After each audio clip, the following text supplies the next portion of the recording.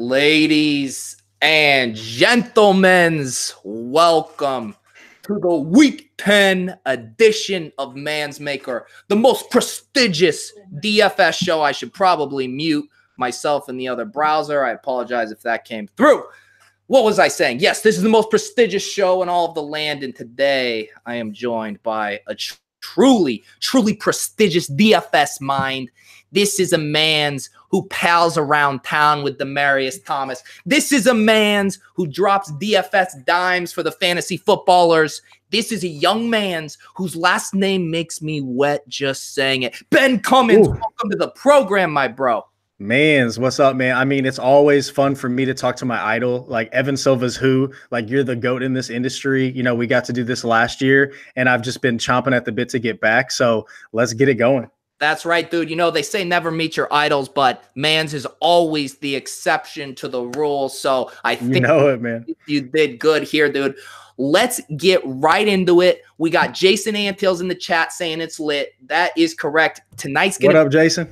Yeah, what's up, Jason? Jason is one of the OGs around here. He will hang out in the chat with us. I know he's getting ready for this Steelers-Carolina game as baby. Dude, we don't get to talk about the showdown slates at all. Are you messing around at all? I built a few showdown slate lineups for tonight.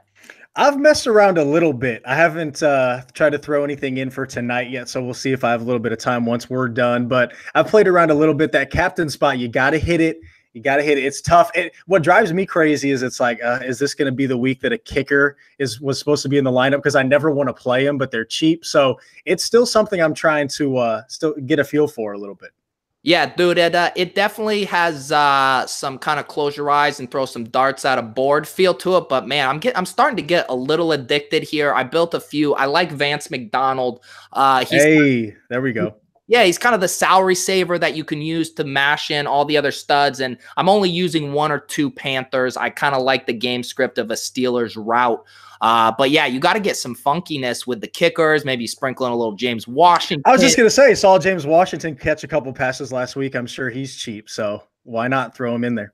Yeah, it feels like every week there's the one super random dude. You know, it was, who was it? Jordan Thomas, the tight end for the Texans. Jordan Thomas, Marquise Goodwin, his only good game was, I think, on a showdown slate. So yeah, dude. So, and that's what we do here on Man's Maker. We start getting you in the contrarian mindset. That's right. 6 steps ahead of your opponents. But it seems like you are focused more on this main slate. Can you give me your bird's eye view of how you're feeling as we head into the weekend and everybody's chalk? That chalk starts forming. It's already forming. Yeah, man. I mean, I love this question because you got to kind of take the top-down approach. And this is a very interesting week because I'm somebody that likes to look at all of the, you know, the spots and the games and the best offenses and kind of pick and choose. And there's a lot of good spots out there this week. I mean, Chiefs, Chargers, Saints, Falcons, Rams, Packers, Bucks, Colts even at home, even though they're playing the Jaguars. Like, there's a lot of good offenses to get exposure to.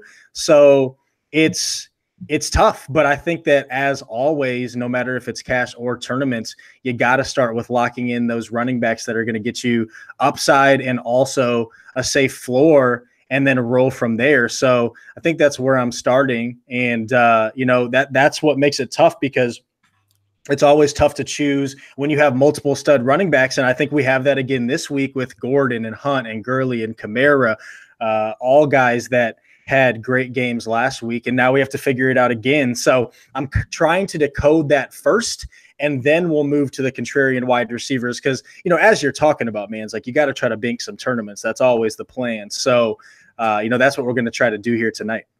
That's right. That's right. We got Wozniak's in the chat. He says you need some blockers. I mean, we'll cut him some slack. He's working with just his normal shades. We'll get Ben some true blockers in the mail. But it is interesting. I agree what you say. When I look at this slate, there are a lot of the top end running backs that all look attractive to me. Let's start right at the top.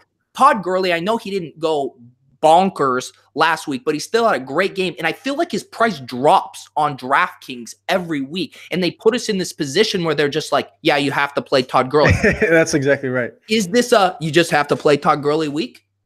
I think so. And I've kind of gotten myself to the point where I'm always thinking that. And it didn't necessarily work out last week, but still puts up 20 in an awful game for him. And what really I couldn't shake was the week before, where it still didn't go all that well for him against the Packers in a tough game where they almost lost. And he puts up like 35 in that spot. So, like you said, I couldn't get off the fact that his price went from 9.8 to 9.5 last week, and now it goes down another 100 this week. I think, too, there's a lot of cheap plays, and we'll talk about that in a little bit, at quarterback, at wide receiver, at defense, and even at tight end, to the point where it's really hard to fade Gurley. I'm actually looking a little bit more, and I haven't, officially decided, but I'm actually looking a little bit more and potentially fading Hunt this week. They kind of took turns where Hunt was the guy that blew up last week and you wanted him, but it's really been Gurley most weeks over Hunt. And I think that we could see it go back to that. I can't fade Gurley. I don't want to get in this, what it's really easy to do, get into the roller coaster of DFS where it's like, oh, I should have played him, so now I'm going to play him. Oh, that was the week to fade him. Now I'm going to fade him this week. I think with Gurley, you just find a way to play him every week because he's the best asset in all of fantasy football. Yeah, that's a good point about Hunt, because obviously he looks very attractive, right? He's been mashing. You see he's only 8,500. They're 16.5-point home favorites, but it's almost too good, right? And the worry is, the Chiefs have been incredible at Arrowhead. The defense, they put up big numbers against the Bengals. There was another game they had at home where they've been solid. So you wonder, does Kareem Hunt play a couple quarters, maybe get 60 yards and a touchdown, but he doesn't have the ceiling to win us a tournament? I'm starting to get a little freaky here, dude. I'm thinking Spencer Ware is in play in some. Oh, there we go. There we go. Why not, man? Here's my case for Spencer Ware. All right. First of all, he's already their hurry up 2-minute drill passing down back. People forget he's coming in and stealing touches. So you combine that workload with perhaps a second half blowout touch share. All of a sudden you could have a guy, and let me see how much he costs. It's going to be cheap. $4K. That could be sneaky. He's in that fullback range, I'd say. Oh my, did you just say fullback? I just went 6 to midnight, dude. Oh, you bet I did. Oh my goodness. Normally I wait, I get my guests nice and loosened up, and then I start introducing the fullback talk, but you brought it right out of the gate. I'm fired up, Ben. I mean, listen, we started off the show talking about Showdown. I'm pretty sure Kyle Juszczyk is on that Showdown slate on Monday, and if you're not playing him, I don't know what you're doing. So if you're not playing Kyle Juszczyk in the captain slot, just get the fuck out right now. Get the fuck out. Just get the fuck out. Just get the fuck out. And let me roll back to why I brought up, we're obviously playing Spencer Ware now, but the reason why I brought up fading Hunt is because to me, I can't not play Gurley. And I also just can't see myself not playing Melvin Gordon. I mean, the Raiders are absolutely pathetic. They've given up. And Melvin Gordon, stud volume, I think 21.7 opportunities per game is top 10.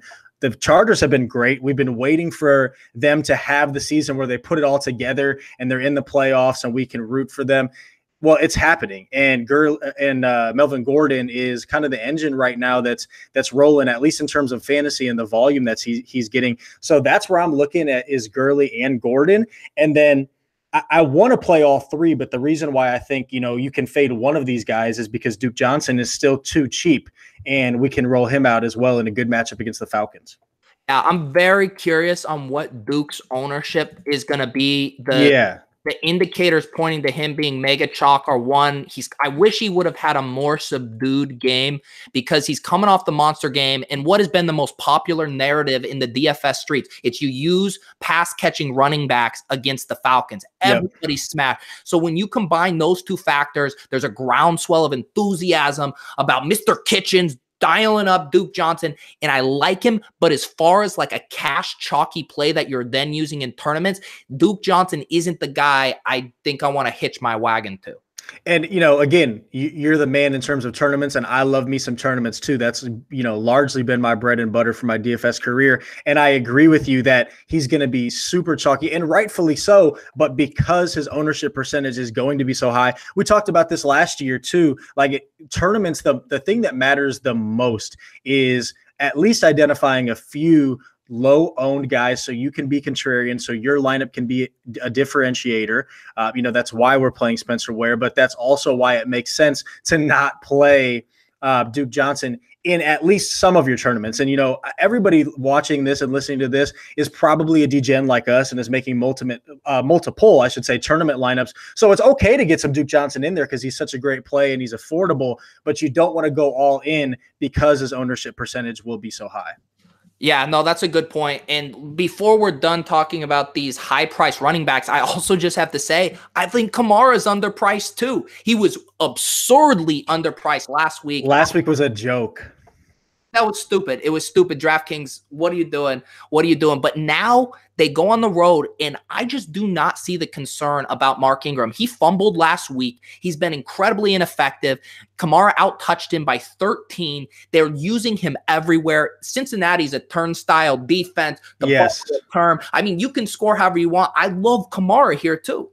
Yeah, absolutely. And I think for me, I might be falling a little bit into a trap of Kamara was like, from all week last week, Kamara was locked in for me. I had no questions about it whatsoever. And so it's almost like, it's not as good of a spot because he's a little bit more expensive and the Saints aren't at home, which obviously when the Saints are at home, we're jumping all over that, which we did last week. And it's on the road in outside, which I never love dome teams going to play outside, but you touched on it. You looking on paper, the Bengals defense, you kind of think, oh yeah, they're okay. No, they've been atrocious this year. And we know the Saints are going to put up a ton of points and the number one asset on that team, even though my boy Michael Thomas got it done last week and I love him, the number one fantasy asset on that team is Alvin Kamara. And I think that he should continue to be the centerpiece. But Mark Ingram is going to be at least a little bit involved, which gives me a little pause because we know those other guys we're talking about, other than Hunt giving away to Spencer Ware, are going to get a ton of work. So there's a little bit of a concern there, but I was trying to explain this to people last week that we're still a little bit concerned.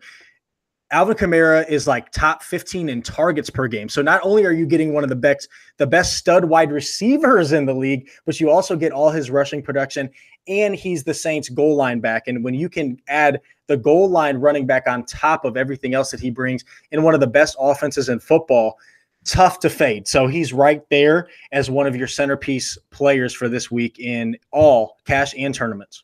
Yep. I think at this point, what this conversation is illuminating for me is that on Saturday, I'm going to check my ownership projections. I'm going to check what my boy Levitans has going on at Labs. I'm going to see what my boys at Fanshare Sports going. And honestly, in tournaments, we like all these plays. I'm just going to probably end up playing the two guys that are the lowest owned of these stud running backs. Why not? Why not in tournaments? Because the easiest way to get contrarian for running back is not to overthink it, because we can, we like to do that because you got to be so contrarian. We like to overthink a player too. But that's why I was talking about Melvin Gordon so much last week. They were coming off the bye. He was banged up. It's like, if you want to get contrarian at running back, you still want to play studs, but studs that might be a little bit lower owned than some of these other guys. And if you can get guys that make sense at a little bit lower, I think we've seen that a lot in tournament winning teams this year. It's like, this was the week not as many people were playing Hunt. Well, there he is on the Millie Maker winning team. This was the week not as many people were playing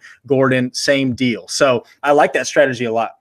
So hang on real quick. I hate to derail the show like this. Are you familiar with this ongoing Gio Bernard mystery that is taking place on the Manz Maker show weekly and has now spilled over into my Twitter feed? I won't blame you if you're not familiar, but are you familiar with what's going on? I'm not. Can you please inform me? So I'm going to go on a little bit of a rant right here, okay? There's this Please dude. Do. He's in the chat right now. His name is Trevor Marshalls, okay? I assumed he's just Trevor? What up, Trevor? Yeah, except every single week, Trevor comes in the show and he asks me about Gio Bernard. And I mean every week. I don't care if Gio Bernard is hurt. I do not care if the Bengals are on bye. I don't care if it's the offseason. Trevor Marshall wants to know about Gio. Now, let me tell you how the plot thickens. So I'm used to it, okay? Maybe I'm getting trolled or whatever. The other day I'm on Twitter and another dude DMs me, says, good Man's Maker show, but there's one thing missing. No talk about Gio Bernard. And so I go, hey, are you Trevor Marshalls? And he goes, no, but I'm the DFS consultant for that dude. So there's a Gio Bernard truther conglomerate that is descending on my show, trying to derail my content, and they've clearly succeeded. What do you make of this? I mean, I think, what I make of that is let's not use the strategy that we just talked about in trying to get the, stud running backs that are a little bit lower owned. Let's not play Joe Mixon, though. First of all, the Saints have a really good run D, but obviously, we're Team Geo because that's what, this show has always had in it. And, I don't want to derail that. So even if Geo plays or not, even if he's halfway across the country, like I'm Team Geo, so Joe Mixon can go fuck himself. That's right. Okay, this is what we're going to do. We're just going to lean into it. Trevor, this is for you. This is the Gio Bernard Roto Blurb segment of the game. I'm going to read you the current news on Gio Bernard. Gio Bernard remained limited in Thursday's practice. Here comes the editorial. Bernard remains on track to return, but it would be nice to see him get in a full session on Friday. If Bernard does return, he could immediately see a number of targets in the passing game for an offense missing A.J. Green. Bernard's return would not downgrade Joe Mixon from RB1 status. That concludes Mansmaker's Gio Bernard Roto World segment. Goodness, this is the things I do for these fans. Wait. Hey, man. Listen, I don't even know if we should stop there because now you got my wheels turning. It sounds like he might play. And if he does play, no AJ Green, no Tyler Eifert, no Tyler Croft, John Ross has been whatever. We're talking about getting smart with our contrarian plays. Gio probably going to have 12 catches for 120 yards and a touchdown. So put him in your Millie Maker team. My goodness. Dude, this show, you know what someone just pointed? Someone said someone took a bite out of my hat. I didn't know what they're talking about. It looks like it's missing. Let's get this figured out. Oh, I love it.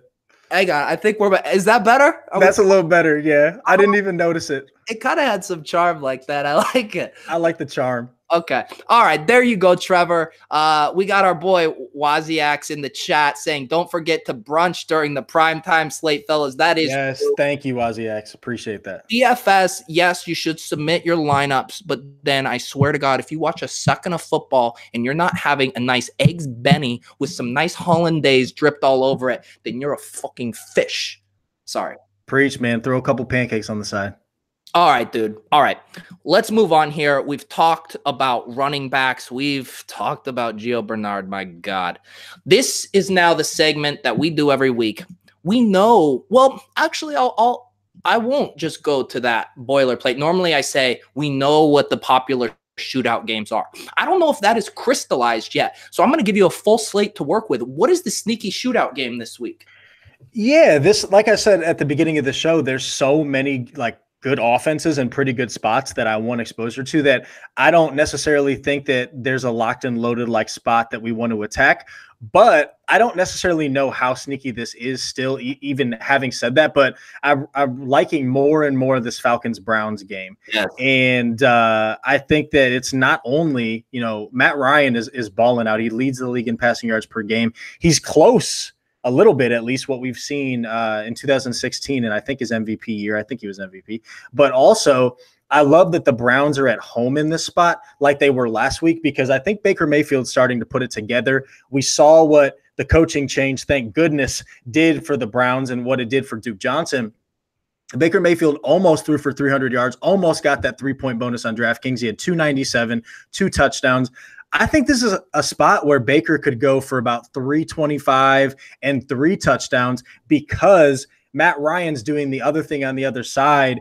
So, a Baker, Duke, Jarvis, because this is the thing, if you're playing Duke, he's going to be high owned, but you can still differentiate your tournament lineup and have him in there by creating unique stacks or getting a couple other cheap plays that differentiate your lineups. So I don't hate going Baker, Duke, and Landry because I don't see that many people doing that. Running it back with a Julio on the other side, it's a pretty good spot that I'm liking more and more.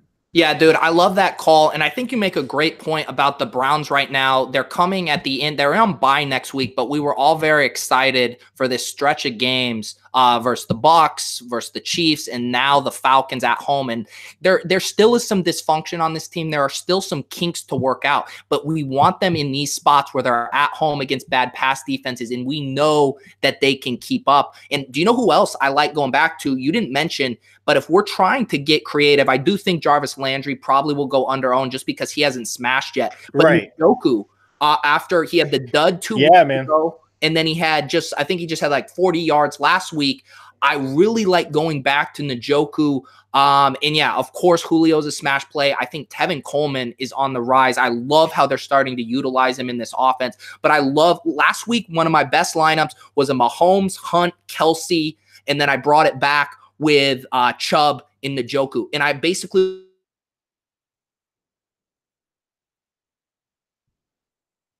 want to do the same. Oh, did I lose? Oh, sorry. Did I freeze there at the end? Just a little bit, but we're back now. Yeah. So I'm just saying I want to go right back to that game and pretty much map onto it just how I did last week with the Chiefs. Yep. Love it. And that's another way to get contrarian is a lot of people don't feel like they can get, 3 or 4 or 5 players from one game in their lineup because they feel like they do have to differentiate so much. And I think that this is probably a week where you can take advantage of that more than most because, again, there's so many spots that we want exposure to. But sometimes you just got to say, look, I love the Chargers. I love the Saints, but they can have good games, and my Browns Falcons stack can have really good games too, and my lineup can still be better, especially because some of these guys are cheaper. You talked about Njoku. I was kind of leading the Njoku train a couple weeks ago when he first got it going because of how cheap he was and because the Browns don't have that many weapons before Duke Johnson started doing Duke Johnson things last week. I like him still because the Browns don't have that many weapons. He's still fairly affordable. Jarvis Landry's price continues to drop because, like you said, he hasn't blown up yet, really, except for a couple weeks ago. But his volume and his playing time is still there. We know Duke Johnson is still relatively cheap. Save that money, even save money with Baker a little bit and use that money to not only play Julio, but you'll still have at least a little bit of money to go get at least one of Gordon, Gurley, etc. Maybe you can find a way to squeeze them both in if you go super cheap elsewhere. For sure. Shout out to Justin Freeman's in the chat. We're going to get to that in a sec. He's asking about – Hey, what up, Justin? Asking about a DST strat. But I want to mention – one other game that I think is going to end up flying under the radar because of these other games. And we've kind of touched on them all. In this play, a little bit feels to me like people ignore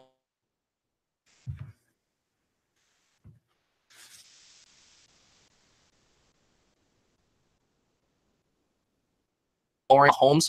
God damn, do I keep freezing? Hey, it might be me too, man, but we're back. No, all right. Sorry. I'm not going to touch my mouse. I'm just going to stare right into the camera and hope we don't freeze. Sorry. The game I was saying that I think might go a little under the radar. It's similar to last week. People not necessarily wanting to pay up for Mahomes. I think Aaron Rodgers is going under the radar. Everybody is excited about MVS. I think everyone's going to be jamming him in, but you can go with Adams. You can go with Aaron Jones, and I don't even care. You can bring it back with Kenyon Drake. You can bring it back. I know it's gross. Devontae Parker, he was popping in the air yards by low model this week. That game to me feels like sneaky exposure to a shootout. I love it, man, because I actually wrote about Aaron Rodgers in my tournament article, and part of the reason, too, is he's had some good spots that we thought he was going to smash in really good fantasy games, and he's had a couple down weeks, especially for the expectations that we have with Aaron Rodgers. And on top of the fact that there's so many different spots that we want to attack, I agree with you that I see Aaron Rodgers being somewhat low-owned. Devontae Adams didn't do what we have come to expect him to do last week, so maybe an Adams – Rodgers, MVS stack, let's get it rolling. So I do like that a lot for sure. Yeah, that's going to be one of those plays again where I want to look at the ownership percentages. And if I'm getting Rodgers at, say, sub 7% ownership, I definitely want to be, as the people in the biz would say, overweight. All right, let's move on to the next segment. This is your favorite lock button play. I know let's do non-Gurley because Gurley's just too easy, the guy you first put in. So let's do secondary. Who's that next guy that you just want to make sure is in your lineup? And I'm sorry to keep coaching you here, but because we did talk about running backs, maybe you're your top receiver. Man, yeah, because I was gonna say it's too obvious, I think, but it's Melvin Gordon for me. But I agree with you. I want to move away from running backs. I mean, it's tough because there's a lot of guys I like in cash. This is gonna sound weird, but it kind of is Adam Humphries. And look, this is another play where, look, this guy just won somebody $1 million. So in tournaments, you're probably not going to go this way.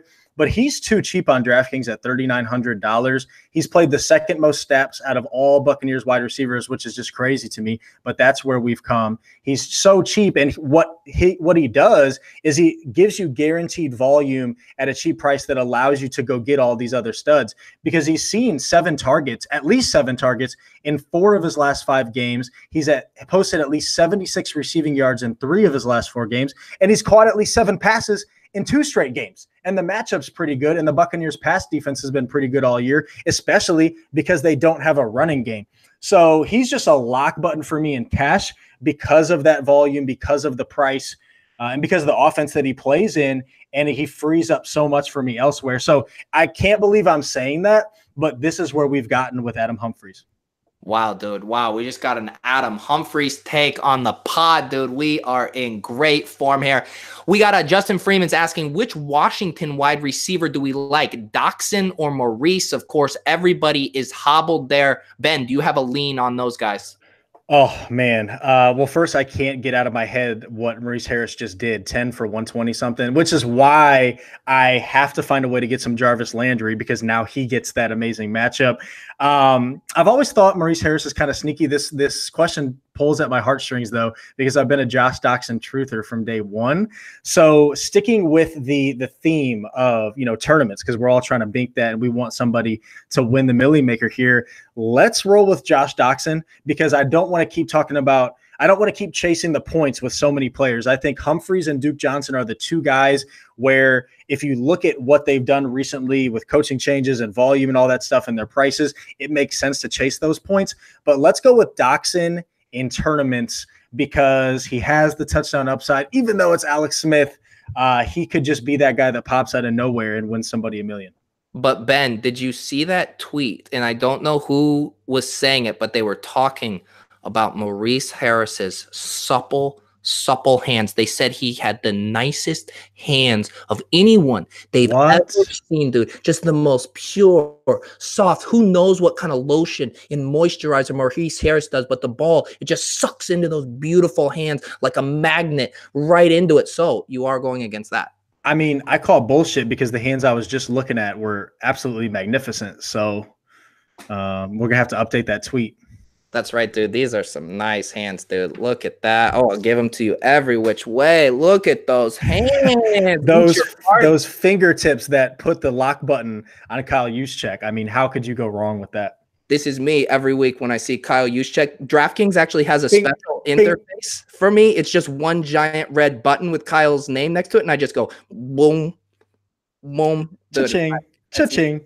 Okay. All right. We are really out today. Let's Justin asked earlier, this is a little out of the direction of the show sheet. Normally I try to go douche, douche, douche, but because I'm letting people send me on field and rants, because I'm talking about how beautiful my hands are, anything goes this week. Let's talk DSTs. DSTs nuts.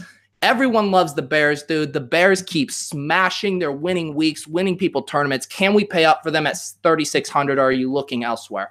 I think you can. I still can't believe that Matthew Stafford just got sacked 10 times last week. Maybe trading Golden Tate not going to end up helping all that much in the short term. So I think you can play them. I can't believe that the Jets are 3,400 at home against the Bills. The Bills just been bleeding fantasy points to opposing defenses.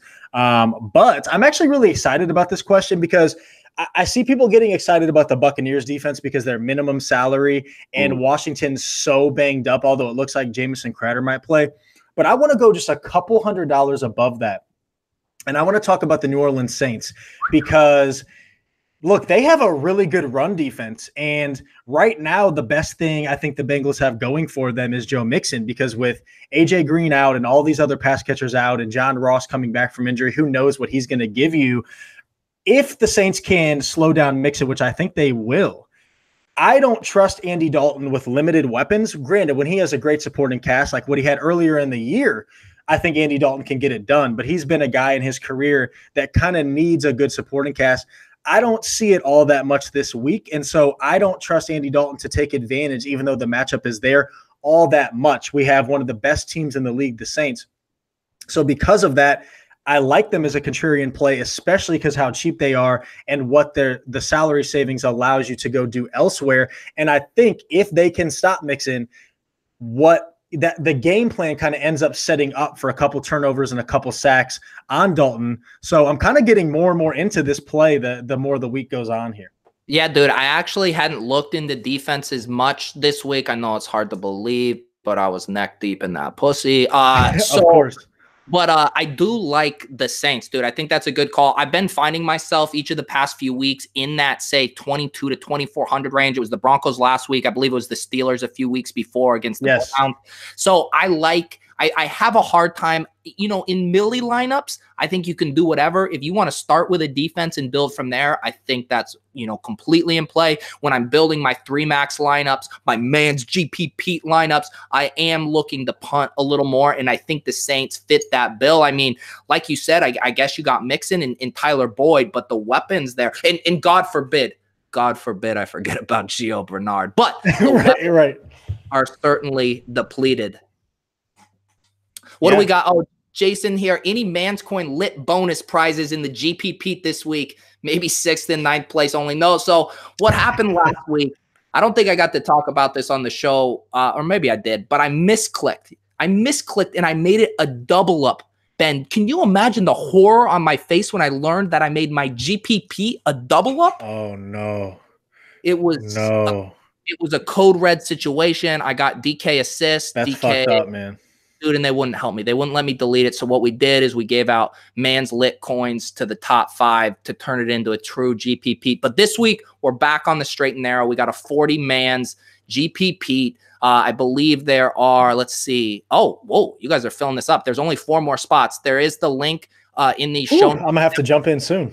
Yeah, you got to jump in there, dude. This thing fills, baby. Everyone wants that. We get some good gifts in there. We got Levitans in the mix there. Rummies is normally there. We got Roto Bonds, all the usual suspects. So it's a fun time. And no more double ups around here. Hashtag GPP life, Manz. That's right. That life. Okay, let's talk about punt plays. I want to know your Stone Minish punt play. Did we already get it? Is it Humphreys? He's up there, but actually the kind of the more the week goes on, I'm getting more excited about Trey Burton this week just because of his price. Like, he's in that puntish range. He's $3,900, which, like you were talking about, you like your defenses to be cheap. So do I, but I also like my tight ends to be cheap as well. And Burton's right there. He's got, I believe, 41 targets on the year. I think 8 behind Taylor Gabriel, who leads the Bears. Granted, Allen Robinson's been hurt, and it sounds like he's going to come back this week. But Burton also has 5 touchdowns on the year, which ties Jordan Howard for the team lead.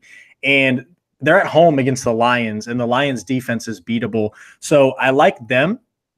But also, I do think that this is a week that you can save some money at quarterback to allow you to get 2, maybe even 3 studs at running back or receiver.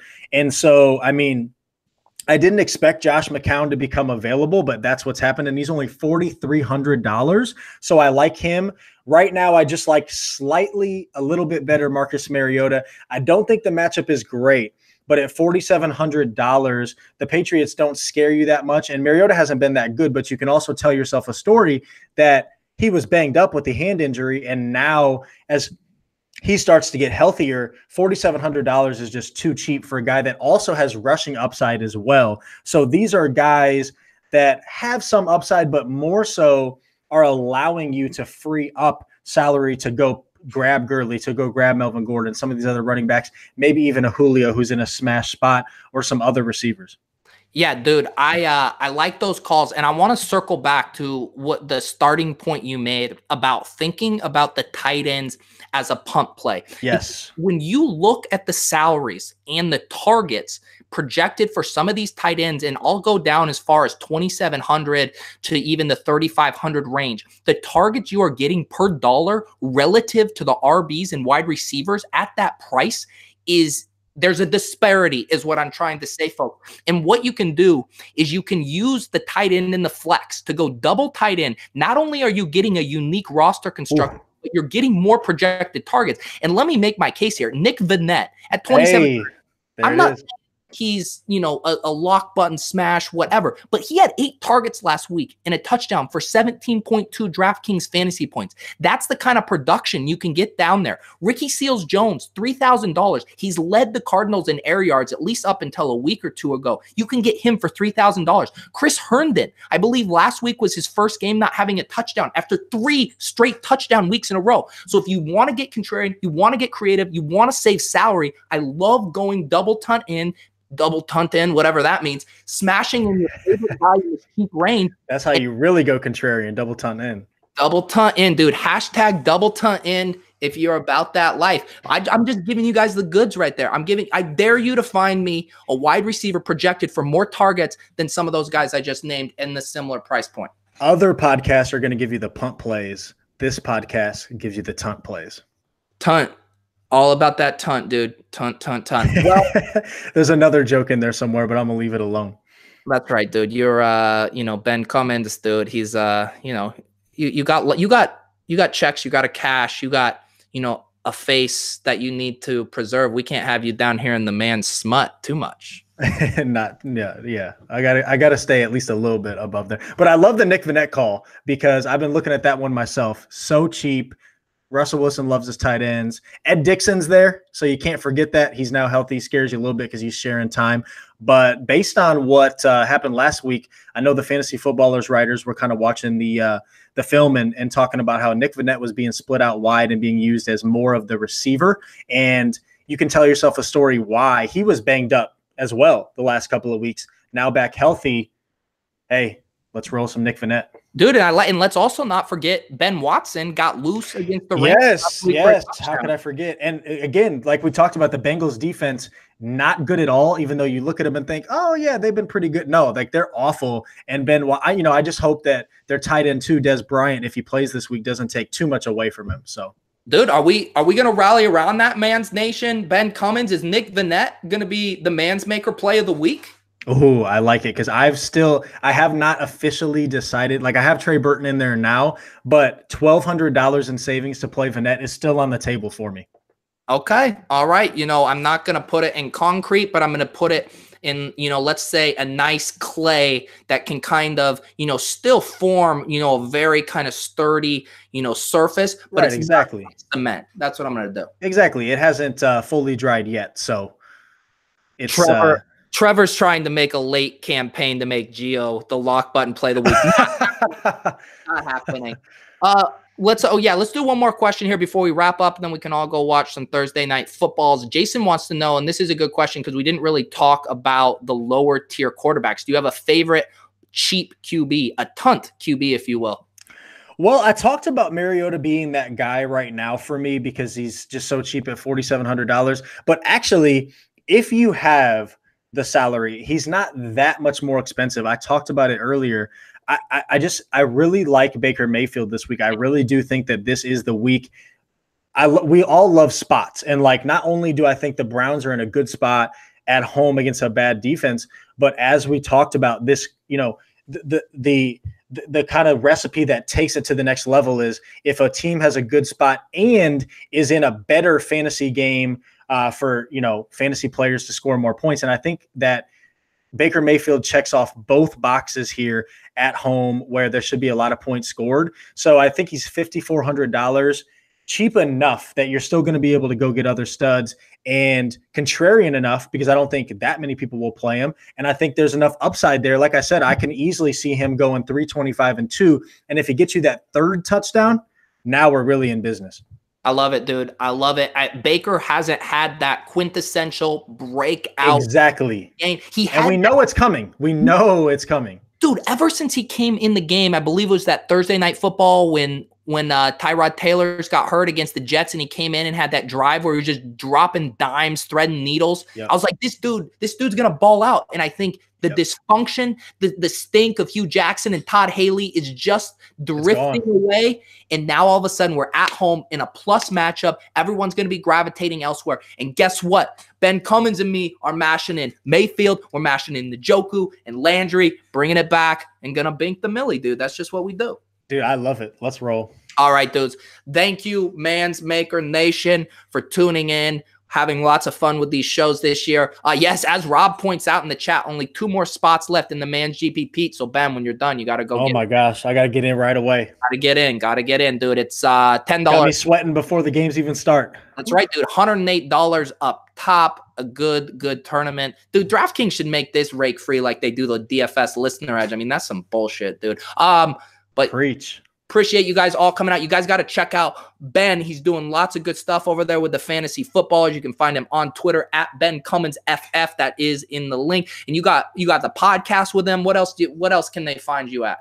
I do a live Periscope that you can find on my Twitter feed at 11:30 Eastern, an hour and a half before game time. Answer questions for about a half hour. It's DFS centered, so I think everybody here will love that. And then you can find my articles on the DFS pass that the fantasy footballers have. They cut the price down. I think it's $29.99 for the rest of the year. That includes playoffs, and that includes other articles, not just from me, but from Jake Seeley, Chris Meany. So you can go find a link to that on my pinned tweet as well. And there's a code there for 10% off that would help me out. So if you're looking for just, a super cheap option to add one more resource to the fold, there you go. Dude, I definitely do that. Definitely check that out. But thank God for Jason, dude, because he just reminded me of a tentpole segment of this show that I almost just glossed over. Ben Cummins, do you accept the 69 challenge? Oh, hell yeah. Let's roll. Okay. I'm telling you what, I took down Davis Maddox earlier this year. I've been close. I beat Pat Mayos in the aggregate, but then, of course, I tapped the toss off my 3 scores. So I'm telling you, I'm bringing fire in these lineups. I've come at the haters who tell me how to play this. I say no, the Manz knows how to play this. Are you ready? I'm ready. Let's roll. Dude, I cannot wait to log in and see some Adam Humphries, dude. It's going to be dirty as hell. Yeah, we might both have Humphries because he's lock button for me. Oh, dude, I will promise you I will not have Adam Humphries. I can make you that promise right now. All right, dudes, for reals this time, please check out Ben's stuff. Thank you guys for tuning in. 2 more spots left in the Manz GP. Pete, subscribe to this channel if you haven't. Hit the like button, all that jazz. We will see you guys next week. Get paid, get laid. Peace.